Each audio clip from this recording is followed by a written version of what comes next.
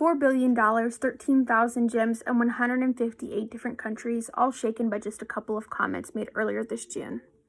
Greg Glassman, the founder and CEO of CrossFit, retired from his position after making comments regarding George Floyd and the Black Lives Matter riots. Being inside this community, I've gotten to see how these comments that we'll go through have impacted not only CrossFit gym affiliates, but also their employees as well as the members of the community. To get a full picture of what happened to CrossFit, we'll first go over what is CrossFit to see kind of what the corporation is all about. We'll then dive into what actually happened in June and then see what the company is doing currently and how it's going to resolve from these comments and how it already has. So to better understand the impact of these events, we'll begin with what CrossFit is as a whole. According to BBC, CrossFit as a company is worth some $4 billion. Now, this is not any sort of small gym. Stephen King, of his journal, The Culture of CrossFit, A Style Prescription for Optimal Health and Fitness, goes through to describe CrossFit as a gym that sets others apart from other fitness firms, as CrossFit creates a sense of community and belonging that constructs an atmosphere in which clients are begging to go back and push themselves again and again.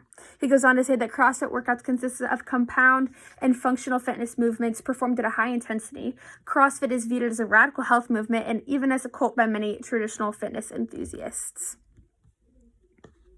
So how does a company that prides itself on bringing a community of help and support together suddenly shake within moments by not supporting another community?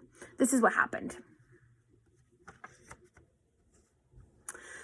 As you can see probably on Twitter, the Institute of Health Metrics and Evaluation tweeted a picture that says, quote, "Racism is a health issue." And Glassman replied by saying, quote, "Floyd-19" in all capital letters. This is clearly a comparison of our worldwide pandemic of COVID-19 to Floyd-19. He's comparing the pandemic of health problems to that of racism in our country. Glassman then responds by saying, quote, on Twitter, "Your failed model quarantined us, and now you're going to model a solution to racism? George Floyd's brutal murder sparked riots nationally. Quarantine alone is accompanied in every age and under all political regimes by an undercurrent of suspicion, distrust, and riots. Thanks." Looking back, you can see that hours before posting these fatal tweets, Mr. Glassman was telling gym owners on a private Zoom call that was then leaked to reporters, quote, "We're not mourning for George Floyd. I don't think me or any of my staff are. Can you tell me why I should mourn for him, other than that it's the white thing to do?" BBC goes on to cite that earlier CrossFit was being called out for being silent about George Floyd's killing, calling the affiliate delusional. So what now for the CrossFit community? The founder and CEO just dug a hole in a worldwide pandemic, racism, and insensitivity.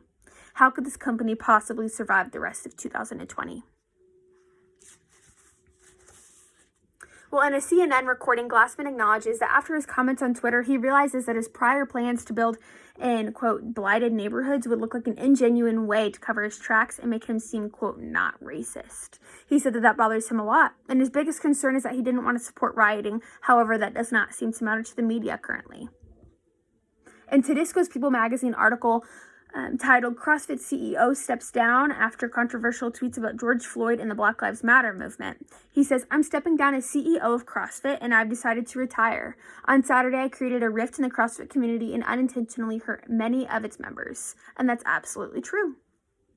According to Duffy's CNN post that's titled "How CrossFit's New CEO Eric Roza Plans to Move Past His Predecessor's Controversial Remarks," Eric Roza goes on to say, "Black Lives Matter, absolutely. Brown Lives Matter, absolutely. It's core to everything I believe as a person. Racism, sexism are absolutely abhorrent.